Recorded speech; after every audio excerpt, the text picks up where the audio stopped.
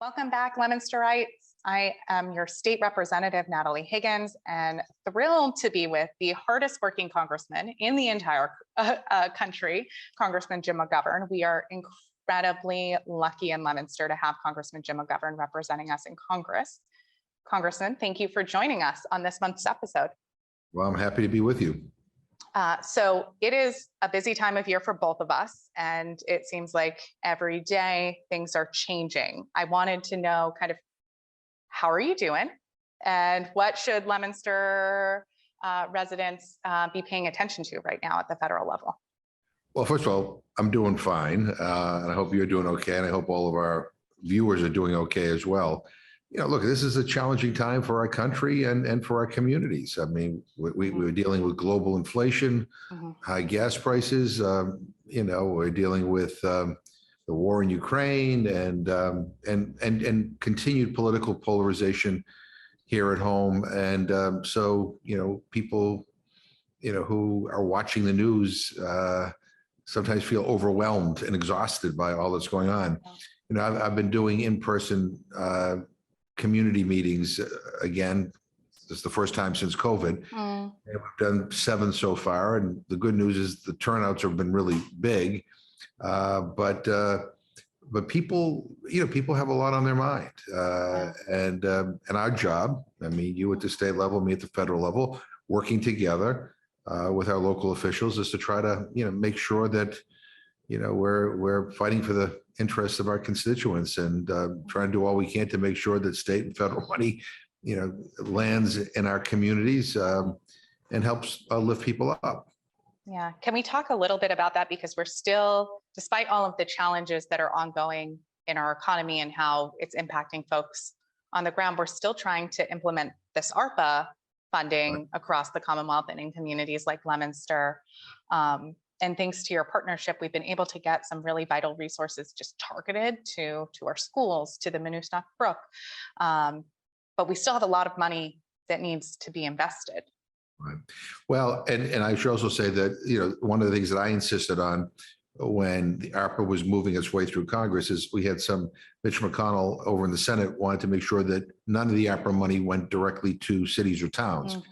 We made sure that that was not the case. In fact, Leominster did receive some direct assistance and also received some help for schools because like all the communities had to deal with readjustments as a result of COVID. But then a big chunk went to the state, and you know, you guys are now in charge of that. Some of it has been distributed, but I think was it $2-point-something billion is still waiting to be distributed, and I think you and the state legislature will figure out how to do that. My own preference is that it should be divvied up and sent out as soon as possible. You know, and I say that because you know, there's still a lot of need in Leominster and all around the Commonwealth. Absolutely. And 2, you know, you never know what happens in elections. And I don't know what's going to happen in the November election on the federal level, but if by chance, you know, there's a new team in charge, and I hope that's not the case, but if there is, you know, they may look and say, okay, you haven't spent this money. And so maybe you don't need it. Maybe we should claw it back. We do need it. But I you know, and so I hope it gets spent soon. I would also say, I think it ought to be spent on investments that are lasting. I mean, whether it's, stuff that, you know, that needs to be done, but we haven't always had the money to do it. In addition, by the way, to the ARPA money, you know, we have the infrastructure money that the federal government sent to the state. So I think in addition to the normal allocation that the state gets is an additional $12 billion for infrastructure improvements. And so that needs to be spent. And again, you know, one of the things I did, you know, a couple of months ago is I got a list of all the structurally deficient bridges in Massachusetts. You'd be surprised how many of them we drive over every single day. And we don't know they're structurally deficient, but they need to be repaired. Otherwise, they're going to continue to deteriorate. They're going to fall apart, and somebody's going to get hurt or worse. So, so there's that as well. The most recent plan I saw is we need to invest as a entire state as a Commonwealth, $50 billion over 25 years. That's $2.5 billion new dollars just to get our roads and our public transit to a good state of repair, Right. just so it's not broken. That is a tough place to be, and some significant investment that we need to commit to as a state legislature. And we're an old state, Mhm. right? So, I mean, I have, in some parts of my district, we have pipes that are wood pipes. You know, I mean, you know, it's amazing that they're still, you know, functional, but the bottom line is at some point they won't be. And so, you know, these investments are vital. And this is the biggest federal investment in infrastructure in the history of our country. Mhm. And so, you know, a lot can be done. And by the way, when you fix a road or a bridge, or you deal with a wastewater plant or a, you know, or whatever, Mhm. it not only upgrades your infrastructure, it also creates jobs. And it's also an enticement for businesses Mhm. to want to locate in our area because, you know, have a modern infrastructure. And I hope some of that money will also go to increasing rail across the Commonwealth, because I do think we need to build upon what we already have and improve what we already have. That's not only good for the economy, it's also good for the environment. Mhm. Yeah, absolutely. And I am a huge proponent as someone who used to take the commuter rail when I started out as a law student, and it was relatively affordable compared to driving. It quickly became very unaffordable for those of us in Leominster and Pittsburgh to be able to manage both a commuter rail pass and a car to get around to all of the other things we needed to access in our community. And the more that we can kind of bring down that cost to ease up traffic, wear and tear on our roads, we've got to be able to think about this. And I know that there's commitment to do east-west rail, to look at how do we extend the rail we have up in north central Mass further west, so that we can get more folks on this train, to be able to just ease up the traffic that too many of us are sitting in on a daily basis. And in that infrastructure bill that I mentioned, Senator Markey and I added some additional provisions, again, aside from what goes to Massachusetts, but there are additional pots of money that the state can apply for, again, specifically for increased and improved rail. So, you know, the challenge for the state is going to be, okay, this is a priority, let's get our act together and let's start applying for that money, because if we don't apply for it, then somebody else will. And then, you know, that account will get drained. And I want to make sure as much of it comes to Massachusetts as possible. Yeah. And we're always working in Central Mass to make sure not only is it the rail, because not everyone's lucky enough to have a job that's accessible via rail, but regional transit, making sure we're not left behind in the dire investments needed in the MBTA. And one of my dreams is to make sure North Central Mass can be accessible to Worcester and back and forth via bus, because it's really hard for our community members to get down to Worcester, or for Worcester folks to get up to here via the bus system.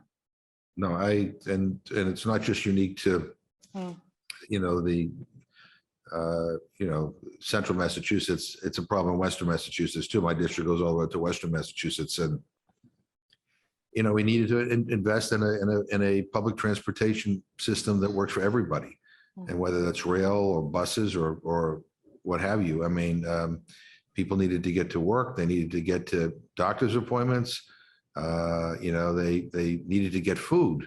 You know, one of the places where you know, there are a disproportionately high number of people who are food insecure are in some of our rural areas, or areas where transportation, public transportation is virtually non-existent. So it impacts us in a lot of different ways.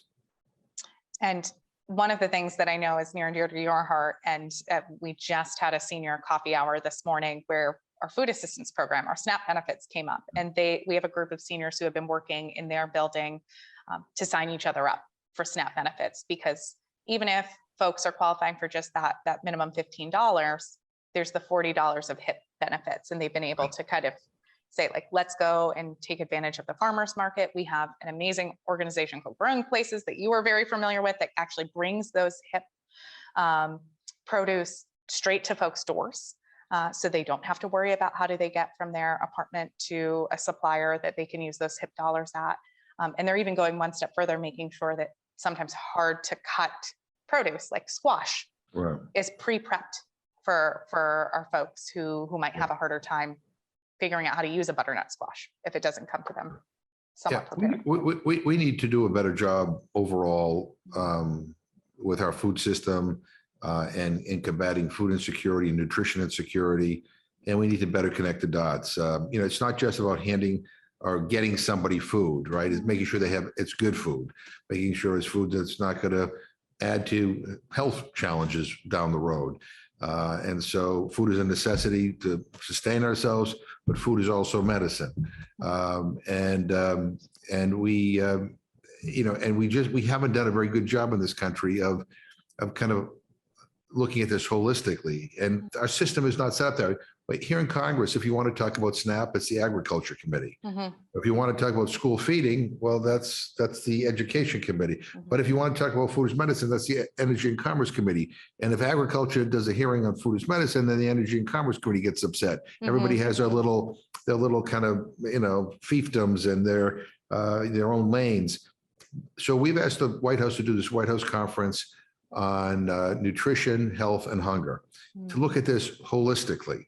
We need to make sure our kids have healthy meals, not only during the school year, but also during the summer when hunger amongst our young people gets higher. And I know in the state legislature, you guys are working on a bill, which I'm hoping we can, be wind at your back. It may be for a year extension on the universal free school meals program. We need to make that permanent, right? Absolutely. All over the country. That nutritious meal in school is every bit as important to a child's ability to learn as a textbook or a laptop. And during COVID, for the summer meals, we provided more flexibility. It used to be that if you wanted a summer meal, you had to bring the child to a site and he or she had to sit there and they couldn't leave until they finished their meal, which never made a lot of sense to me. I mean, one is, you should be there if there's activities, but for some people, it's just not convenient. We allow people to get grab and go to bring meals home to their kids. And so we've extended those flexibilities as well. So there's that, there's this whole food as medicine stuff. I mean, you can get a prescription for a statin to keep your cholesterol lower. Why can't we give you a prescription for fresh produce? I mean, it's cheaper. And by the way, it's better for you in the long run. We have doctors who don't have to take courses in nutrition. I mean, yet most of the illnesses that we deal with, whether it's high blood pressure, heart disease, diabetes, are all diet related. So why can't we do this better? And we need to understand that everybody has a role to play. The Department of Transportation has a role to play. I mean, we have to get people to and from places. We have to get food to people. The Department of Energy has a role to play. High utility bills cut into your food budget. We got to have medically tailored meals for people who leave hospitals so they can get well at home and not be prematurely readmitted. So this conference, which hopefully will be in September, is going to look at a whole bunch of stuff and connect all the dots. And at the end of the day, the goal is to not only end hunger, get better health outcomes, but also, if that doesn't move you and all you care about is the bottom line, we will save a boatload of money if we get this right. And I just find it really offensive that we live in the richest country in the history of the world. And as we're speaking now, close to 40 million people don't know where the next meal is going to come from. I mean, I'm like, how can that be in this country? And so we just need to do better. And, we're doing listening sessions all across the country. But my hope is this conference will produce some real results. Yeah, no, that's so fantastic. And I can't wait to see. And we benefit in Central and Western Mass, right? Because so many of our farms are here. And so connecting those farmers with consumers really keeps these intergenerational farms going, which is a whole other piece of this. Yeah, I mean, we have, a lot of people, when they think of agriculture, don't think of Massachusetts, right? But we have a lot of agriculture. It's an important part of our economy. in my district, I get like close to 2,000 farms. I mean, they're not gigantic mega farms, Right. but they're all important to the economy. They all produce something. And I'm also realizing that more and more people are embracing this concept of called food sovereignty. They, you know, no matter who you may be, no matter what your income, you know, may be, no matter, you know, what your economic situation may be, people are saying to me, I want more control over what I put in my body. I want to know, you know, I'd like to know where this tomato came from. I'd like to know, you know, what kind of pesticides are being used. You know, how is my meat raised? I mean, you know, because some of the food that we get, you know, comes from not only halfway across the country, but halfway around the world. And I think if I have a choice between getting something that's grown and produced locally, you know, I know that whatever that food item is, it's gone through less trauma to get to my dinner table. You know, it hasn't had to be, you know, colored or waxed or you know, overly refrigerated or whatever. I mean, it's, you know, and so I think that's a good thing. People want to know more about how their food is produced and grown. You mentioned this when we started, and I'm sure you're hearing this at your listening sessions, but on top of everyone's mind is the price of groceries, the price of gas, inflation, the price gouging that we're seeing at the pump. I'm wondering, kind of, can you talk a little bit about what you're trying to do at the federal level to rein this in, what we can do, what is kind of a worldwide challenge? Right. And I think you just made a very important point that people need to realize this is global. And it all is kind of a result of the pandemic, when demand was down for lots of things. And so production went down, and then things got better with the vaccinations and demand went up, but production hasn't been able to keep up with it. The other thing is that, you know, we have supply chain issues as well. And we're trying to pass a bill that will deal with those supply chain issues. And my hope is we'll be able to get that done, you know, before the end of this month.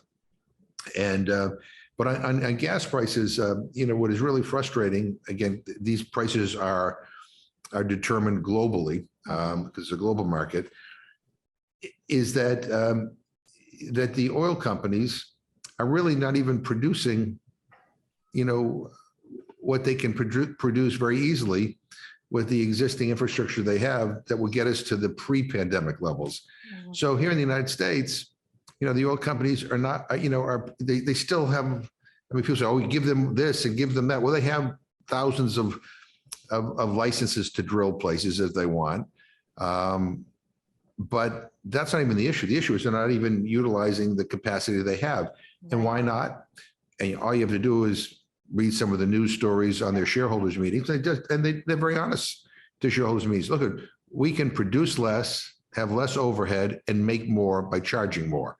So they don't give a damn that, you know, Mrs. Smith or Mr., you know, O'Brien or whatever can't, you know, are paying these exorbitant prices. Their view is you'll pay it, but we'll make more money. And so this is price gouging. These are absolutely greedy, awful people who are putting these not profits. I understand that to make a profit, but exorbitant profits ahead of the well-being of people in this country and around the world.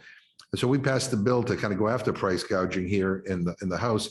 Unfortunately, because of the filibuster, we can't get it to move in the Senate.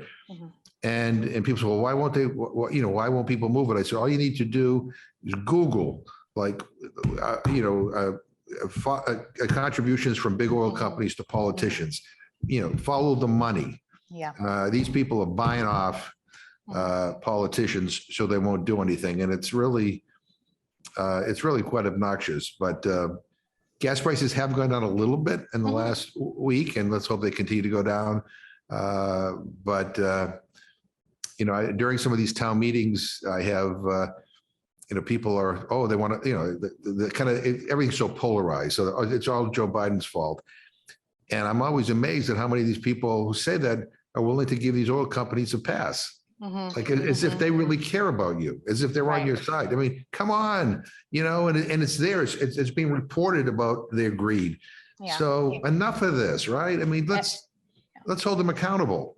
In the Massachusetts legislature, one of the things that has been called for here at home is a gas tax break. And we've spoken up and said what that would look like is $50 million a month to gas companies. Do we actually think that they're going to pass it down to the small business owners and the folks at the pump? They're not. So we're looking at tax relief packages that will get that money directly into people's pocketbooks.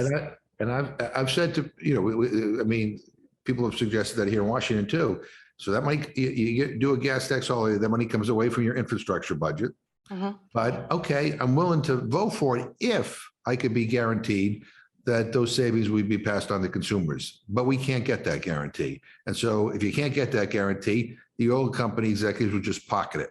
And we're seeing that in every state that has done the gas tax relief, that such a small percentage of that relief actually makes it down into the pump. Yeah. So let's, I mean, there are things that we could do. But the other thing is, look, this is not the first time we've had a crisis with big oil, right? I'm old enough to remember when Jimmy Carter was president, when we rationed gas, and you could you couldn't get gas on a Monday unless you had an even number for at the end of your license plate, or an odd number for the next. I mean, it was ridiculous. But we said at that time, this was late 1970s. We need to get serious about making this solar transition and weaning ourselves off of fossil fuels. And then we didn't do it because gas prices went down. Here we are again, another crisis. And the question is, do we give into extortion and invest in more pipelines and more refineries and more whatever, which will mean that we will be reliant on these same old fuels for the next century, and by the way, destroying our planet in the process? Or do we finally make major investments in alternatives? I mean, and this is the moment. I mean, and we've made some investments. My hope is we'll get some sort of a reconciliation bill done, which will make some additional investments in combating the climate crisis and into alternative, greener, cleaner sources of energy. But I mean, so while we're fighting the immediate issue, we need to start looking in the long term, so we're never in this position again.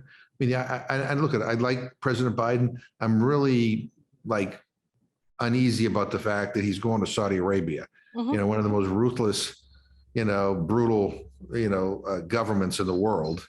The Crown Prince murdered and dismembered a Washington Post journalist. And so going over there and asking them to produce more oil, I mean, please, I mean, so let's figure out how we can get some relief to people now, but let's also start investing in a better long-term solution so we're not here again.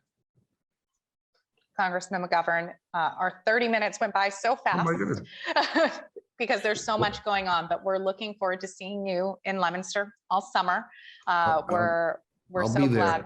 Well, I just and let me thank you, Natalie, for your leadership at the State House. I mean, you gave me a nice compliment at the beginning, but I want all the viewers to know how lucky they are to have you, and just how incredibly effective you are and thoughtful. And I would also say courageous, because you're willing to speak the truth, even when the winds may be blowing another way. But you almost on all occasions end up being right. So people end up kind of catching up to where you are. But you've been a great ally, and look forward to a continued partnership. I am so grateful to get to work with you. And thank you for taking the time out of what is an incredibly busy session. And we'll see you soon. Good. Thanks to everyone who tuned in, and we'll see you next month.